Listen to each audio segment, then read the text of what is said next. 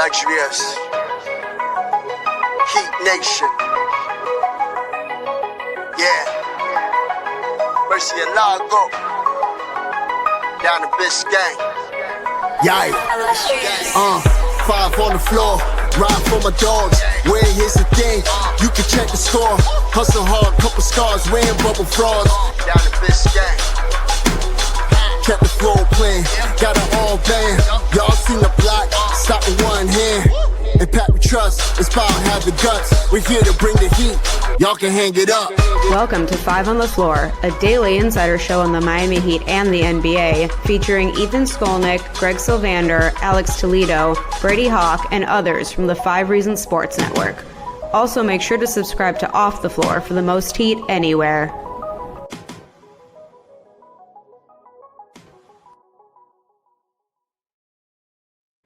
All right, welcome into 5 on the Floor. I'm Ethan Skolnick. You can follow me at Ethan J. Skolnick at 5 Reasons Sports. I got Major Passons. You can follow him at Major_Passons. We got Gio Valdez. You can follow him at Gio Valdez_ on Twitter. The Miami Heat have now lost.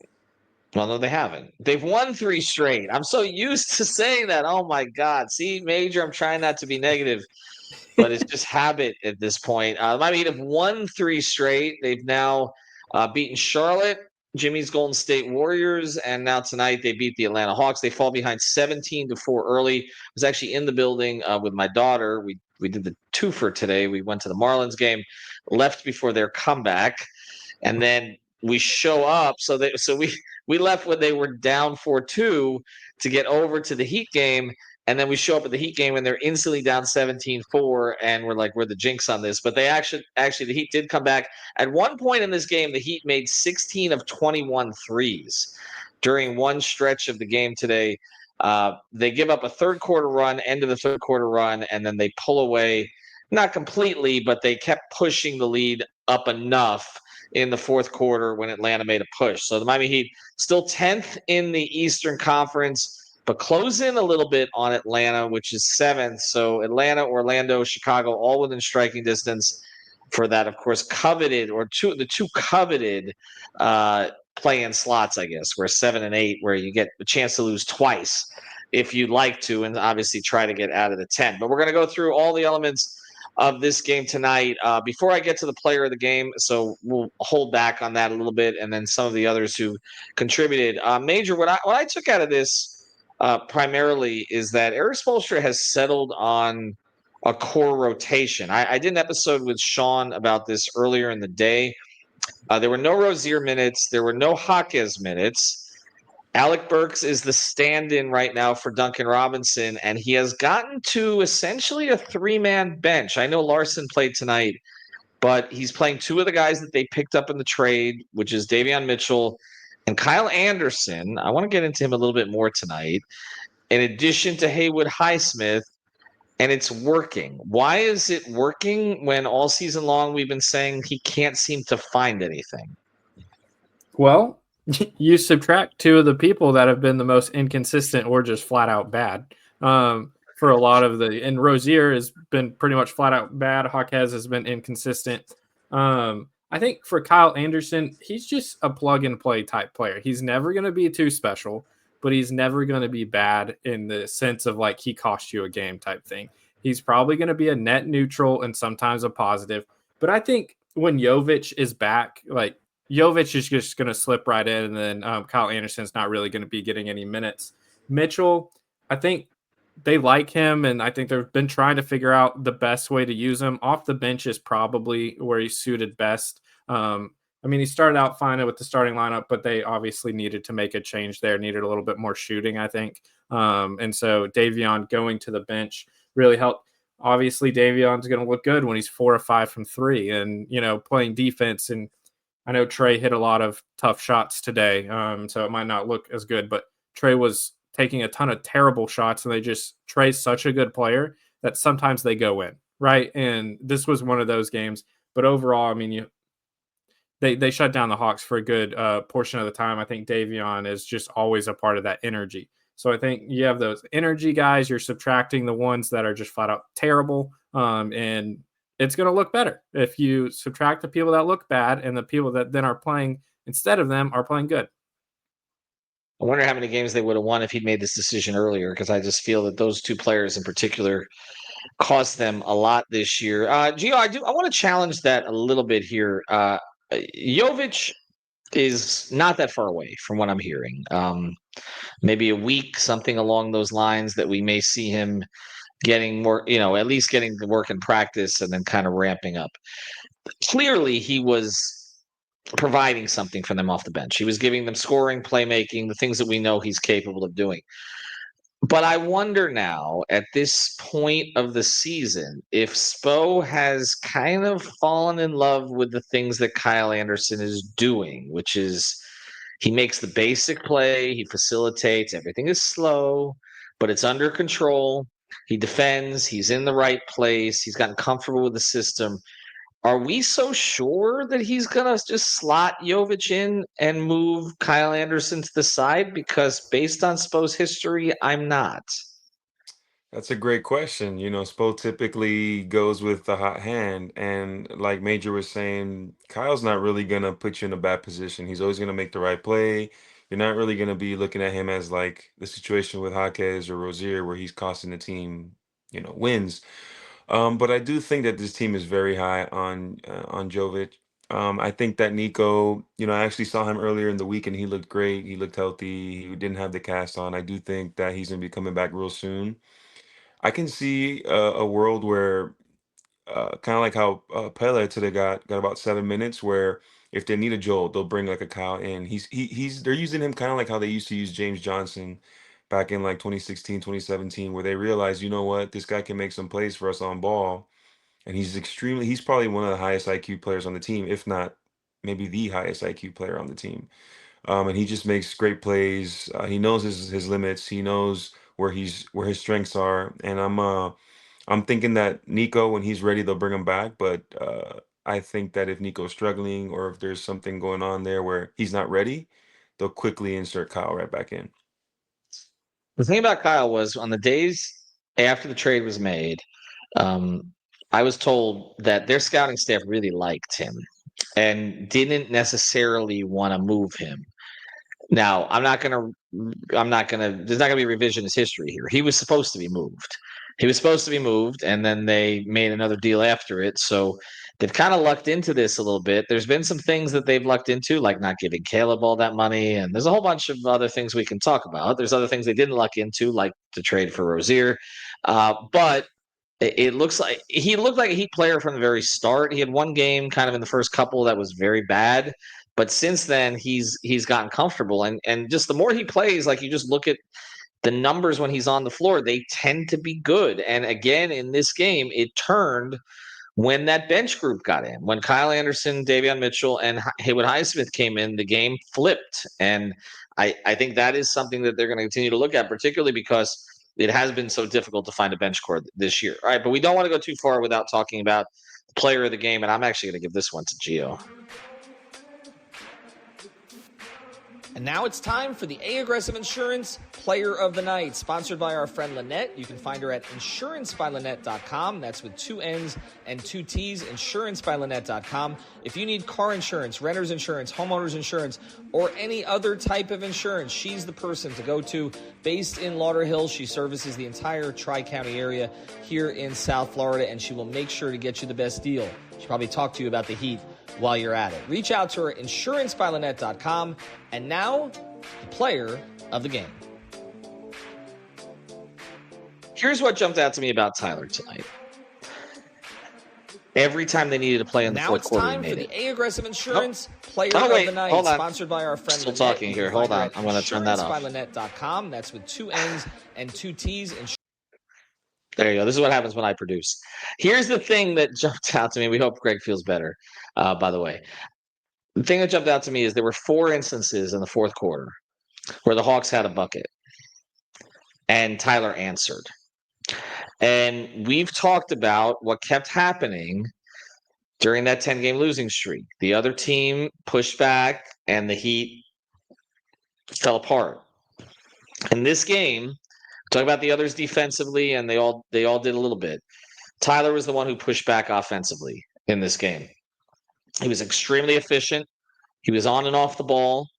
He didn't force things. I really liked the game he played against Golden State. It did not get a lot of attention, but I liked it. It was under control. When he didn't have something, he didn't try to force it. We have seen during the losing streak that he was doing some of that. Feels like he's gotten a little bit of a second wind here also, which you were waiting to see if that would happen. Gio, I know we've talked a lot about him and kind of what he can be and he can't be, but I mean, he kind of matched Trey tonight, which is, look, I mean, these are not great teams. The Hawks are not a great team, especially without Jalen Johnson. The Heat are not a great team. They don't, they don't have a traditional number one necessarily, either team.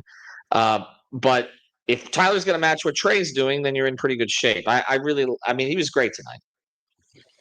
Yeah, I agree. I think again, we don't have the traditional, 1A, right, as some other teams do. But if you're able to have Tyler and or Bam get as close as possible to the other team's best player in terms of their production for that particular game, you're going to be in a good place.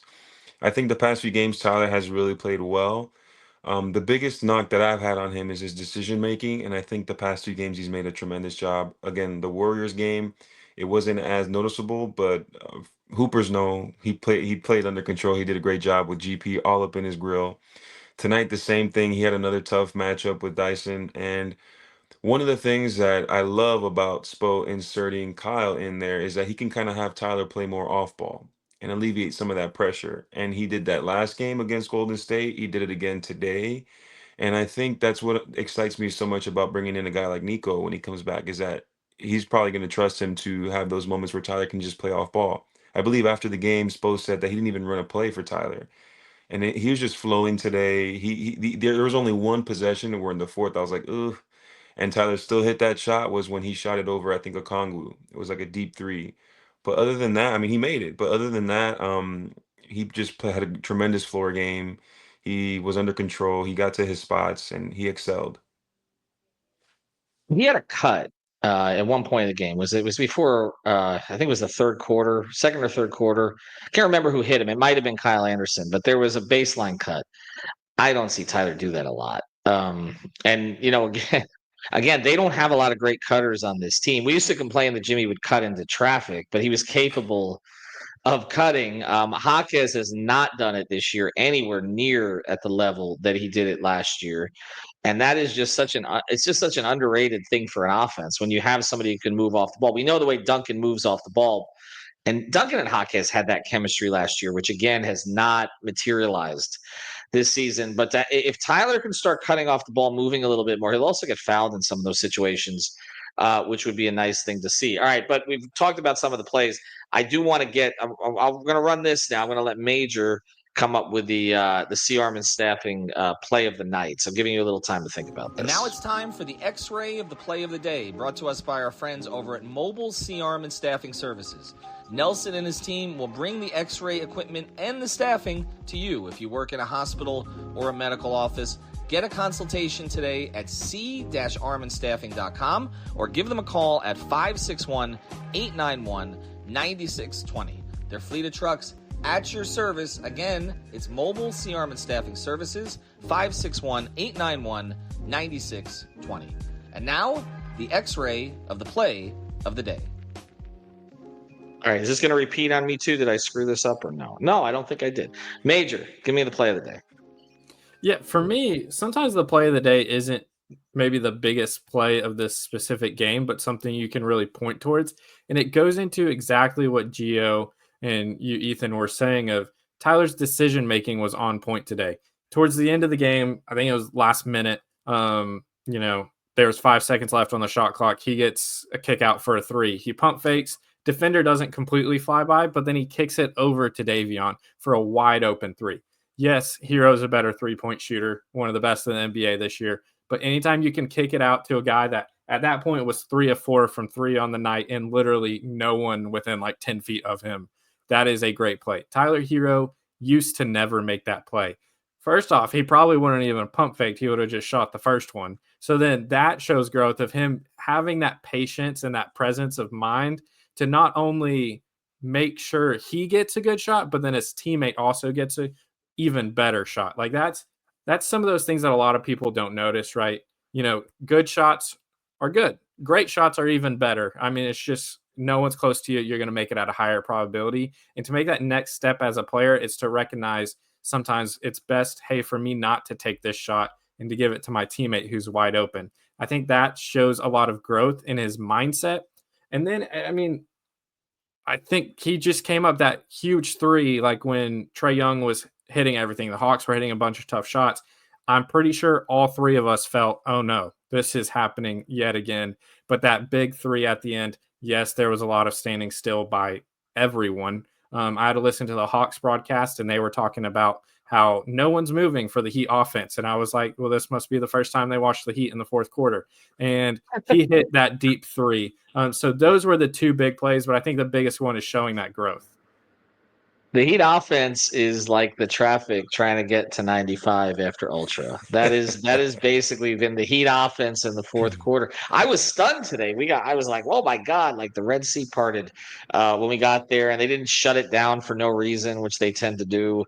All various, every place you possibly can, reroute you through the 826, the 836. That's been the Heat offense in fourth quarters this year. Just totally directionless when it actually does move.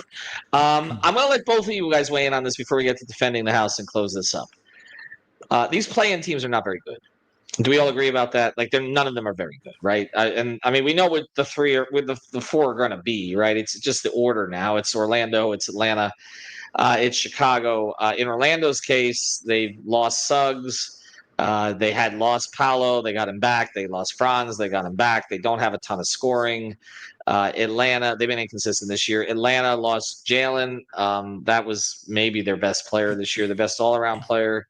They traded Hunter at the deadline to Cleveland. They're playing a lot of minutes they're giving Karis LeVert a lot of minutes, which to me is that's always going to go the other direction. At some point, Chicago traded Levine. They tend to play better after they trade him, or if they don't play him, which they have again this year. But Kobe White step up. The rookie Bucelis has been really good, but it's a flawed team.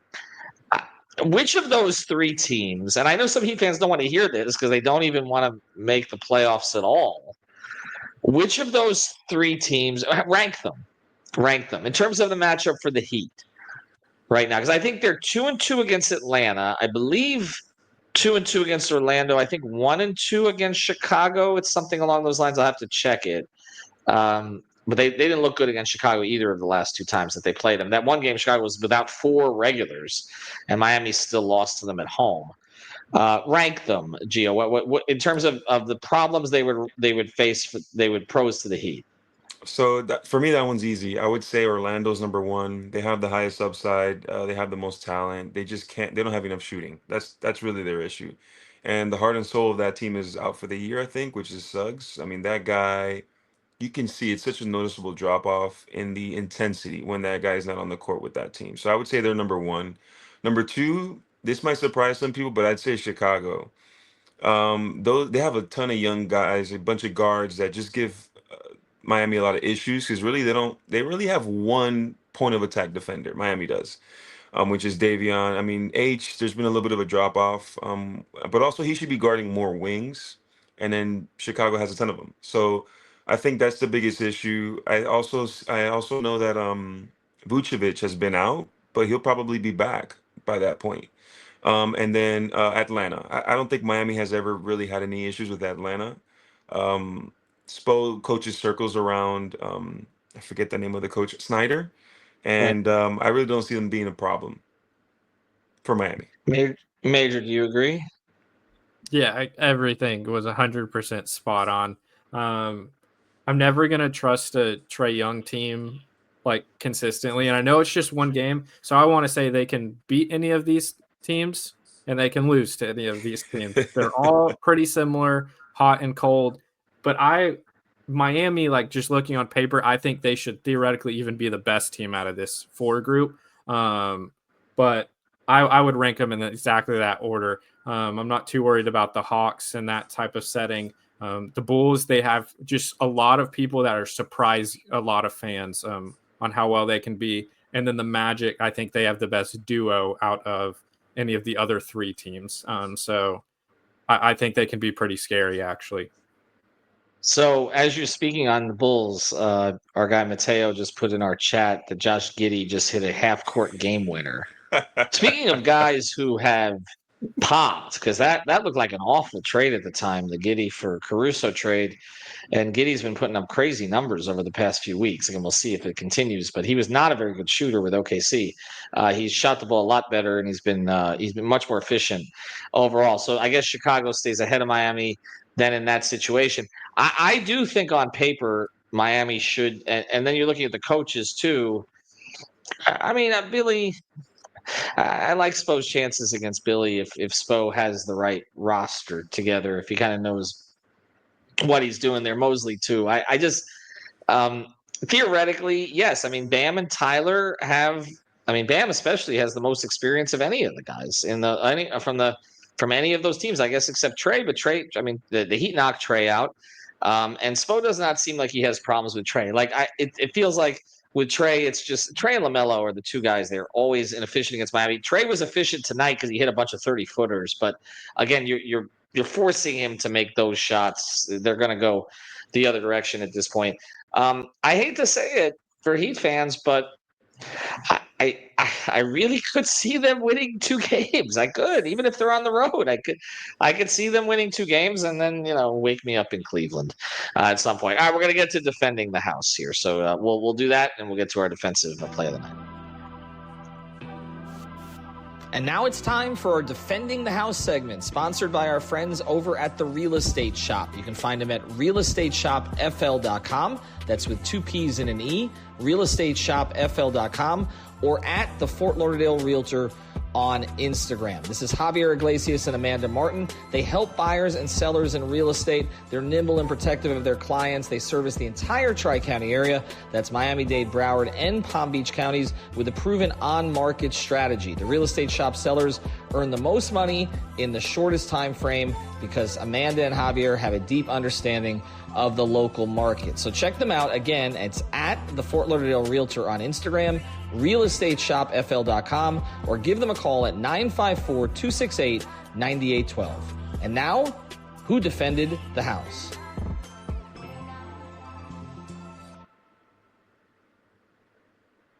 Gio, who impressed you tonight defensively? And now it's time. I would say Khalil. There was a play where he got, I think the Hawks offensive player, I can't remember who it was, got by everyone and he just came and swatted it. And then Miami came, shot a shot, and he just evaded whoever was boxing him out, and he just did a tip slam. There was a lot of moments where he just closed gaps that even Bam, just because of the length, could not get to. And it's such a luxury to have a guy that's not just 7 foot tall, but just the wingspan, the length, the athleticism that he has, that he can allow his teammates to just play a little bit harder defensively. So I even though he only played, I think, 21 minutes, to me, there was moments that he might have not been the one that got the block or the one that got the steal, but he's the one that was able to recover for his teammate so that the guys that were attacking the basket had to just think twice about attacking. And for me, he was probably the defensive player of the game. We haven't talked a lot about Weir in this game until you mentioned him, and I think actually that's a good thing. I think I'm just sort of becoming accustomed to him starting, and this is the direction they're going, and he doesn't make huge mistakes. I think if we dissected every bit of film the way that the Heat are, we would find things, but it's not stuff that's costing you. And I think if you said that at the beginning of the season, you would be like, okay, if this is where you're going to be at, where there's going to be some games he's highly productive and some games he's not, but there's not a lot of games you're coming out of and saying, well, playing where was the problem? We haven't said that. We said that about others, but we haven't said that about him. And it's interesting to see the rotation that they've gotten to, where they're playing one rookie as a starter. They're giving spot minutes to another rookie. They're playing 3 guys that they brought over in a trade. They're not playing the 2 guys who were supposed to be basically their 4th and 5th scorers this year. It's been a weird season. So it wouldn't surprise me if it continues to weird out and they win 2 road games and then they take game 1 in Cleveland. Anyway, Major, we appreciate it. Gio, we appreciate it from you as well. Check out Gio's personal training business as well. So check him out on Coach Gio. It's Coach Gio on Instagram, right? I always forget. I follow you, but yes. All right. So check him out there. Two, Major, we're glad you're feeling better. We hope Greg feels better soon. Two, Greg, he showed up for all the losing games. The games they win, he doesn't want to be here. I guess he doesn't have the guts. Anyway, I'm just kidding. Hope you feel better. Have a good night, everybody.